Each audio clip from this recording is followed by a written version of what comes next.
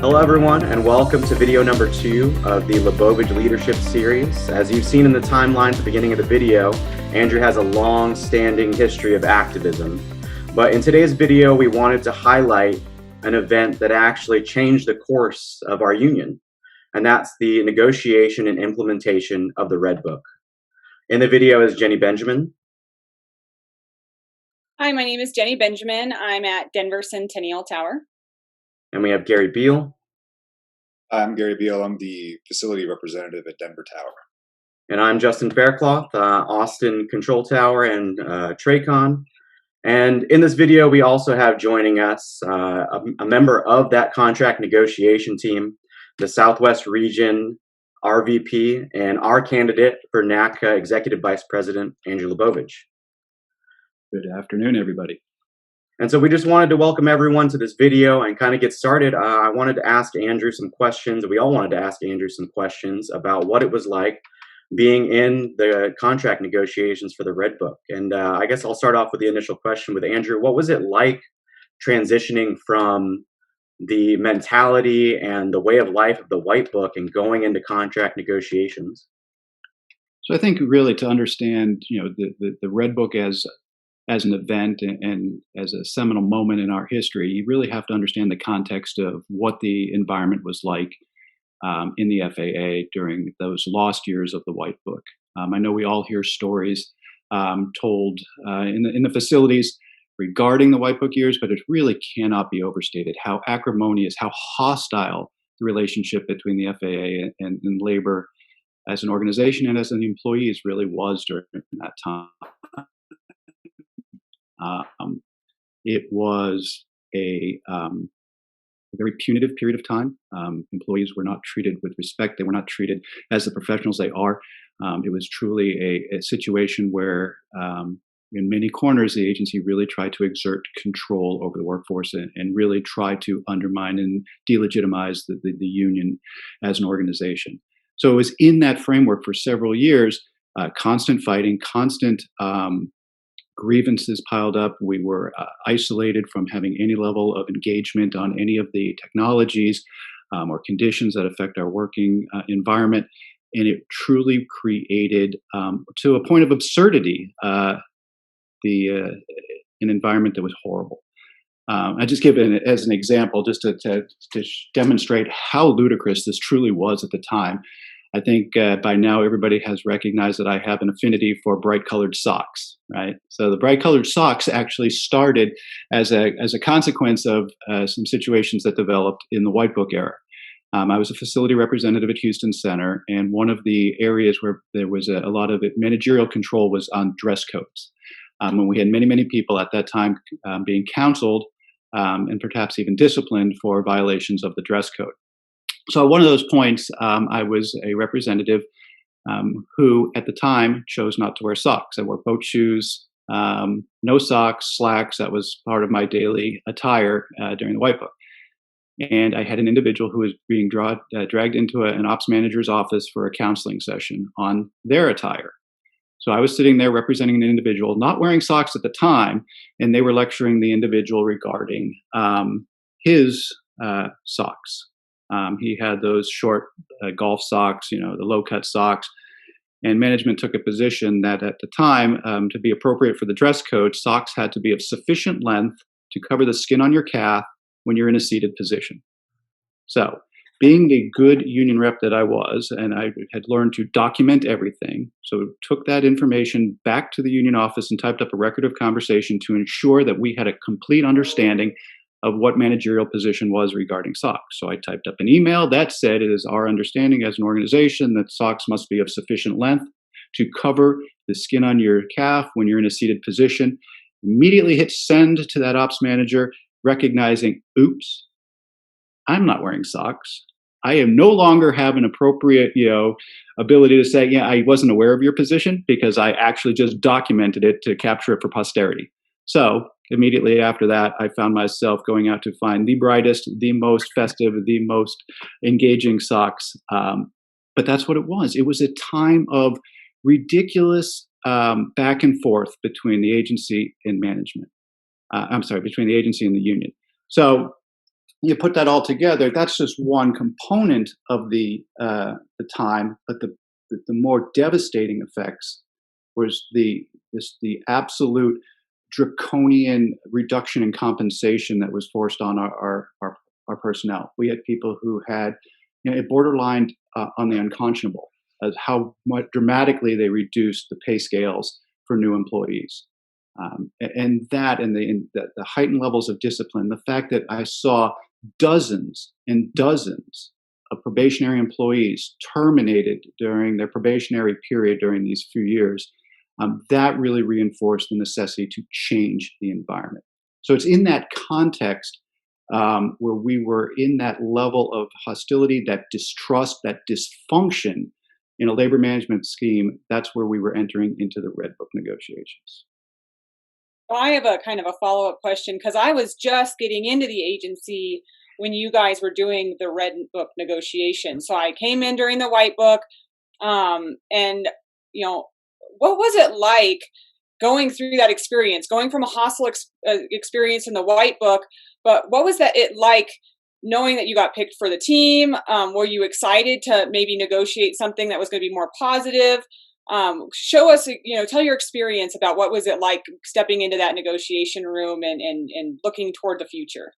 So, and that transitional moment was really important. So coming out of those dark years, we were fortunate. We had a new administration. The Obama administration had come into office at the beginning of 2009, and as a testament to our legislative activists, to our political champions on the Hill, to our engagement in the outside of the labor management environment, but utilizing our external facing relationships, we were able to secure a seat at the table. And the Obama administration, through the Secretary of Transportation, directed us back to conduct collective bargaining to try and resolve these types of this horrible relationship. So that was an optimistic moment. Right. But we knew, again, based on the distrust and dysfunction that we saw, that this was not going to be easy, even though we were sent back to the table. And the advantage was it was under a newly constructed set of ground rules called the mediation to finality approach. And we can talk about that a little bit later, but it gave us a level playing field, unlike the scenario that led to the implementation of the White Book several years prior. This gave us an optimistic view about going in and being able to negotiate an agreement that we can, support, we can stand by, and we can build upon. I was excited. I was excited. At that point, I had been a facility representative for 9 years. I'd had the opportunity to take a lot of the classes that the NATCA Academy had come to offer over that time, basic rep training, which was the precursor to what we now call representation training number 1. So BRT was a course I took, arbitration training, LEAP, which was our leadership training class. All of those helped prepare me to go into this. I also had the good fortune to be a participant in several national projects and national work groups. So when I got the call to be a member of the Red Book, without hesitation, I was honored and I was deeply excited to be able to be part of that. That makes perfect sense. So you talk about what it was like to go from the White Book to this new era of hope almost. How did you transfer those emotions that you had, kind of bottled up from the White Book and, dismiss those from the table to really bring a fresh start to the table when you came to negotiate? And that it's not easy to do, Justin. Getting into that room, and this was a crucible of the sort of a pressure cooker, because this particular set of negotiations was designed to be, very, very accelerated. We gathered in May of 2009. We were done by basically right after July 4th weekend. All of these negotiations took place in a very compressed time period. So that created an environment of stress. Negotiations are always stressful, but this created that added layer. And we walked in with raw emotions, and it's really hard to separate that from your work. But we were able to approach the negotiations. We had a great team. We brought together activists of various skills, of various strengths, who complemented each other, who were able to come together to prepare a strategy and an approach to be successful. And it's hard. I mean, let's face it, inside that room, I mean, if you're not yelling at the people across the table, you're yelling at yourselves in the caucus rooms, just trying to actually, you want the words to be right. You want it to say what you want it to say, and somebody else may look at it and say, well, you think it means that, but it actually doesn't mean that, right? So we have to refine that and tinker with the language. I mean, you're not with your counterparts for all of the day, but you're working 16, 18, 20-hour days to try and, get a product that you can support, and ultimately that your membership will ratify as an agreement on the other side. So it was tough to set those raw emotions aside, but you had to be strategic, you had to be thoughtful, and you had to be pragmatic, because negotiations are not easy. It's not just a situation where the FAA, even under the Obama administration, would come in, handing out gifts. It wasn't Christmas. It was, it was something where you actually had to bargain and secure. They brought to the table a lot of things that were very much reflective of the White Book, and that was their opening position. So that made it complicated for us to get to resolution, and that's where we were fortunate enough to have the mediators present to help us get through that. Okay, that makes sense. Can you tell us a little bit more about the team? Obviously, you were part of the team, but how is that team formed, and what strengths are brought to the table so that we position ourselves the best we possibly can when going into contract negotiations? So, our contract teams are selected. We have under our Constitution, our national president can direct the contact team. So it goes from the president and the National Executive Board, and those approve the team, and then we were able to convene and move forward. So we had 13 people on the team, composed of activists, rank and file activists, some leadership, national office staff. So we had that broad cross section of personnel from all regions. They came from all the different regions, different types of facilities, to bring perspective. And that's the kind of strength you need. You need people who are good with numbers. You need people who are good with words. You need people who have the ability to organize thoughts in a manner that would actually lead to a logical progression of contract language. We're building off historical context. So having that institutional knowledge in the room was vitally important. How did we get here from the White Book, the Green Book, the Blue Book, the Gray Book before that? I mean, there was collective bargaining is always a building upon the past and creating something for the future. So that is what the strengths were in the room, having all of those components. And you really don't want people who can just agree with themselves. You want people who can challenge each other, bring different perspectives to the table, and have the ability to forge a document that is stronger because of those differences. Yeah, I like that. Thanks for answering that question. Mm-hmm. What were some of the biggest lessons that you learned during your experience on the negotiation team? So there's a lot. And it's funny. I think it sort of shaped me for my remainder of my career since then. I mean, the one thing first and foremost is NATCA activists are absolutely amazing. They're talented. They're committed. We put in the work that's necessary to be successful, time in, time out. And no matter which venue, which forum we take forward, that is, I think, a hallmark of our success. And I think that we say that all the time, but truly, truly, it manifests itself each and every time we look around. And this is no different of an example. The Red Book is a testament. And books that have come after the Slate books, same thing. I mean, they built an even better product. For as proud as I am of being part of the Red Book, I know that the Slate book elevated it even more. And that's, again, because of that next group of people who came in and dedicated themselves. The other lesson I learned is you have to be strategic. You have to think through what you want and how are you going to get there. And that goes to not just collective bargaining, that goes to all things that we approach as an organization. Being able to identify what our goals are and how are we going to get there, and what is the venue that we're going to get there. And inside the Red Book, it's a negotiation strategy, but that applies outside of the Red Book. I mean, because not everything is going to be contained within the four corners of a collective bargaining agreement. We have some constraints by statute on what is truly a negotiable item and how we can accomplish things. So if we have goals in mind and perhaps they fall outside those four corners, there are other strategies we can employ. And we've been very, very effective of doing that as NATCA, which is there are legislative opportunities, right? There are industry associations. Maintaining relationships in a tremendous amount of venues can only serve to help us achieve what we need to achieve on behalf of the membership.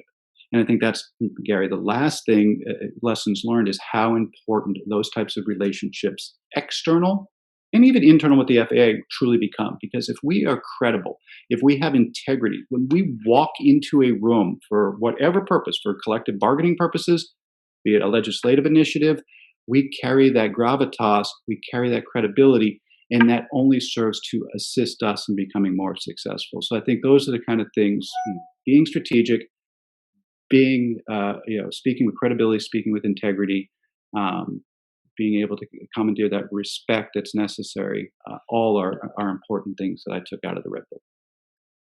So I want to go back to what you said. You said about you wanted to be strategic and planning kind of for the future. Well, what type?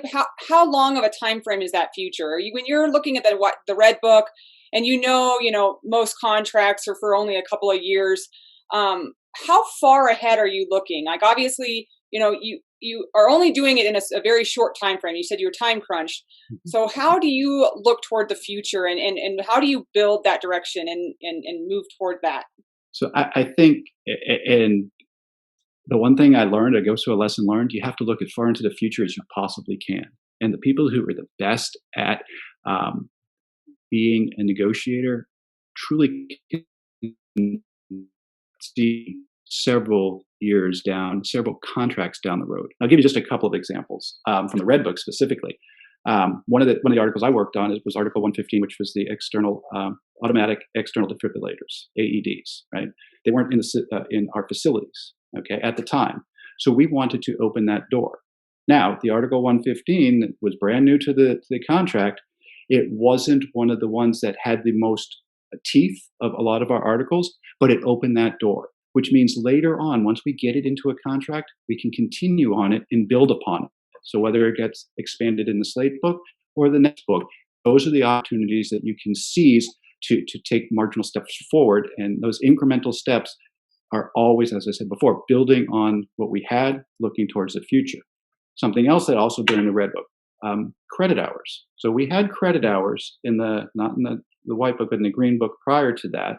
We had credit hours. Well, we had them during the White Book, but I mean, we had credit hours. We had the lawsuit going on, and it was a point of contention. They had gone away.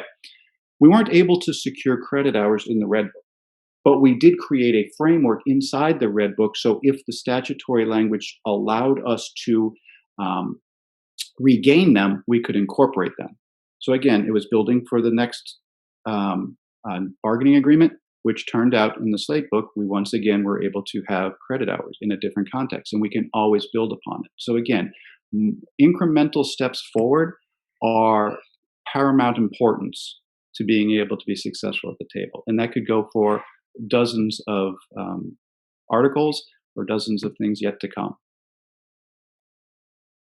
That's awesome. So when you were talking a little bit earlier, you mentioned like the hours you guys had to work and the team that you brought together, and then working across from the team that the FAA brought in. What was your day-to-day like? And how did you manage and mitigate the emotions that you guys had kind of burning over, even amongst your own team? So in fairness, it's like a blur at this point. I know. Flew up to Washington, D.C. from Houston. We basically sequestered ourselves into a hotel.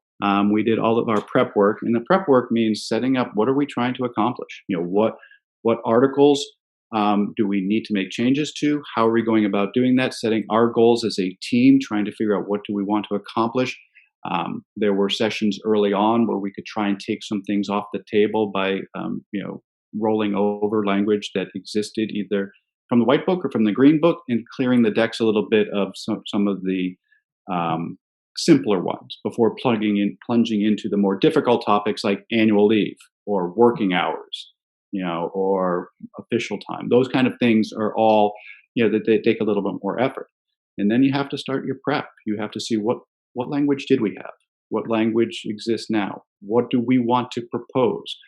How much do we want to reach for things? Do we want to, ease back? And then weaving that together into sort of a tapestry, because that type of interaction goes to that strategic approach. What are we putting forward at one time? Do we put annual leave and excused absences and working hours all in front of the agency at the same time? Or do we try and create a different framework on what they're considering, because that type of chessboard becomes important? And then it started early and it went late. And you literally sit in a room in a hotel. And for us in the Red Book, we actually had 2 rooms. There was the main room, which is where we had the mediators, and we had the leads of the individuals who were presenting cases, the union side and management side, plus individuals who were responsible for certain articles. And then we had the caucus room where the rest of us were working. So while the team may be in the main room talking about working hours, the rest of us are in the caucus room. Maybe a couple of people are working on the OSHA article. Somebody's working on, pay. Somebody else is working on, divestiture. So everything has to be covered and everything has to be, put up. Then we would convene as a team. We would say, okay, at, 6 o'clock, we're going to go over articles, 26, 29, and 32. Or maybe it's less, maybe it's more, just to say, here's the words. Let's talk through it. What does this say? Does this work? And then you generate proposals. In bargaining is union submits a proposal, management submits a proposal, and then you go back and forth. What was unique about the Red Book, and I mentioned it before, this mediation to finality. Guidance and the tutelage of a panel of professional mediators and arbitrators. Okay.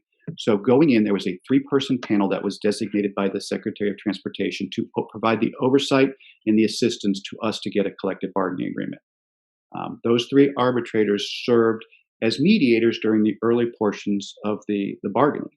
So we would sit in a room, we would present our proposal, the agency would present their proposal, and the mediators would help us understand how the language would be applied if they were to rule on it as an arbitrator. They would help us find compromises. They would help us find solutions to more sticky points where we may want X, the agency wanted Y, but we were able to, they would help bring us closer together.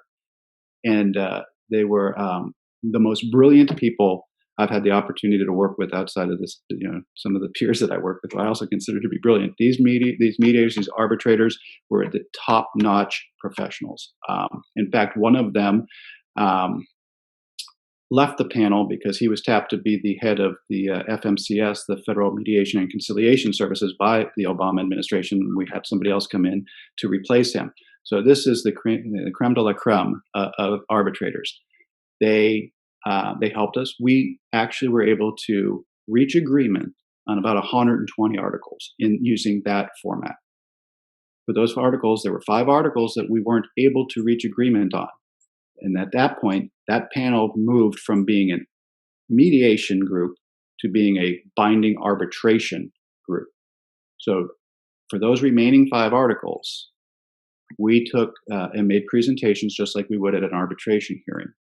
And the arbitrators, in a way, it's interest-based arbitration, they would rule and they would generate language as the outcome. And we agreed to live by whatever their outcome was. So I don't think it's a surprise. Pay, we didn't reach a voluntary agreement. Pay, Article 108, was presented to now the arbitration panel. And the Article 108 that we got in the Red Book was based on their ruling. Article 24, annual leave, same thing. We couldn't reach an agreement at the table through mediation. We presented to the panel, and they created the final version of what Article 24 would look like. It was a fascinating process. And they pushed us. Those mediators, they pushed us, they challenged us, they made us explain our positions. We couldn't walk in and just wave an empty folder and say, we want this and this is why. It required due diligence, it required persuasive arguments, and it required us to really understand what we're trying to accomplish and be able to explain why we wanted to accomplish it. And that was just, that was an experience. And again, lessons learned. Those arbitrators, they know what they're doing, and you really understand how they think, and you can learn a lot from that approach. So I kind of want to know, what, looking back now, obviously, you might have a different perspective now than you did, 10 years ago, pretty much, that was occurring. What are you most proud of? What do you see that you did during those negotiations, that you're most proud of for our union? Yeah, just having the ability. I learned that one person can make a difference for all of us.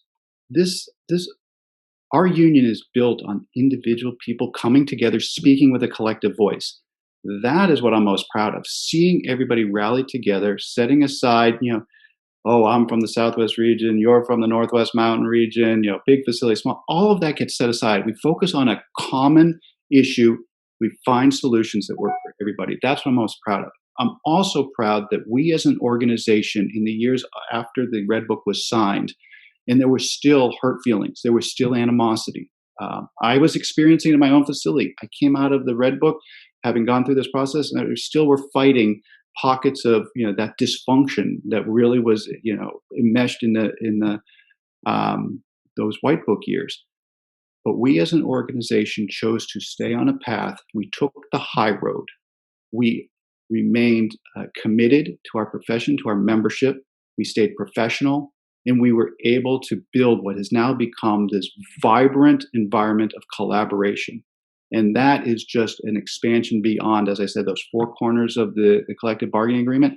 CBA always forms our foundation, but we have built on that, and that is what has just been amazing to see us grow into a much more vibrant union, a much more vibrant workforce because of that. Okay, cool. So tell me a little bit more about, you said that transition after the Red Book was signed. There was still, it wasn't just instant. There was obviously a lot of facilities were still stuck in the White Book. Tell us about that transition when it got signed. Some of the process that happened after the Red Book negotiations were completed and the contract was signed out to everybody. So you're absolutely right, Jenny. It was not a quick transition from those dark years to something different. It took a lot of time, and it's continuing to take time, right? It's not necessarily universal yet. We presented at to the arbitration panel on July 6th. I think we've got the ruling about a month later. Did all of the detail work on preparing the Red Book. They call it form and style, or style and edits, where you're putting everything, actually the final version, out there for ratification. It was signed ultimately on September 25th and became effective October 1st. So you're already, several months later. But that's when the work really began, because enforcing that contract and taking the philosophies that we entered the bargaining with and making them prevalent in the field took years. It took years. And I will say it is truly because of the commitment that Paul and Trish brought to the table for collaboration that helped us turn the tide, or turn that ship, because there were still plenty of places that were totally in a particular mentality that was back to that dysfunctional era. But the commitment to collaboration started to move that. And then after the Red Book, we started seeing collaborative endeavors get established. One of the other things actually that I worked on was what they called the collaborative work group process, the original one, the CWG process, which provided a framework, a structure for facilities to go into a room and work through issues in a manner which was designed to support interest-based conversations. And that actually led to another set of training called interest-based communications, which really helped people understand how to talk to each other, to explore each other's interests, to peel away the layers to get to the why people are trying to accomplish something. So that started in the 2010, 2011 timeframe, did national training on all of these products. It continues to this day. We have collaboration facilitators that provide training to new fac reps, to new managers, to help instill those types of approaches into the leadership at each and every facility across the country. So while during the White Book, when they chose to enact a very management, top-down, command and control type approach where they flipped the switch, it couldn't unflip that switch. We had to work, roll up our sleeves, work hard, and we did, and we continue to do it. And that, is a huge success. It took years to come out of it. There are still areas where, as an RVP now, I see that there are managers who are just now retiring who still were holding out for those White Book years to return. We have moved beyond that. The commitment, and the FAA has been part of that, to give them credit too. They have continued to embrace that collaborative approach. So we are being able to continue to move forward. Andrew, how far apart were the positions that NATCA had compared to management before you guys went into arbitration? It was, there were nuanced differences, but they were important differences. Pay was a problem, right? We were trying to make whole, and Jenny mentioned it earlier, those individuals who had come in, the 1440 is what we call them, individuals who signed an FOL, a firm offer letter at one pay, and had that dramatically slashed when they first arrived at the facility. There were dramatic reductions in the pay band. The agency was exceptionally entrenched in trying to reduce those or maintain those very reduced pay bands. So we were pretty far apart on pay. We were trying to not only get back to what we had, but to move forward. And we wanted to do that soon. As it turned out, the arbitrators phased us back into those pay bands. It took us a while, a couple of years to phase back in. So that's part of that give and take, right? We wanted on a much more aggressive timetable for return to, full salaries that had been stripped. The agency didn't even want to go in that direction, and that's where the arbitrators ruled. The annual leave article, the position description articles, nuanced differences, but pretty far apart. As I said early on, they didn't come to the table bearing all sorts of gifts. Everything they wanted was, a lot of times, were reasserting White Book positions on many of the subjects. And it really just took grit and tenacity to be able to get through and reach the 120 agreed upon articles.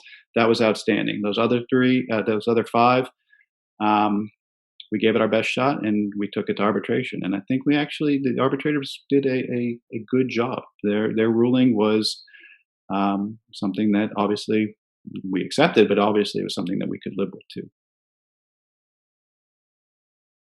So what was it like when you went to the table with an idea and you had that back and forth? What was that communication like? What was the strategy like? Or actually just the implementation of that back and forth? So the back and forth on our side, it was entertaining at times. It was frustrating at times. Again, you're in that crucible, so emotions still run hot. So even your closest friend, the person you're sitting next to, the person across the table, things can get heated. You come up with an idea, you try and incorporate it into the language. So you're working on your own, computer generating stuff. We divvied up the articles for each individual, and to start, while we bandied about ideas sort of offline, you were responsible for putting together a comprehensive proposal, and then you put it up on the board, and people look at you, and they're either like, "We don't have any idea what that means. That is absolutely crazy. Go back to the drawing board," or you start getting into those conversations. I remember I had Article 24, as a matter of fact, the annual leave article, and early on, we call it primetime leave, right? We've always called it primetime leave. It's primetime leave to this today. So I was putting in some words because I thought it would make it, for clarity's sake, vacation. Let's call it vacation. Let's not call it primetime leave. I took a beating for that at the caucus. So as you could tell, it's still primetime leave.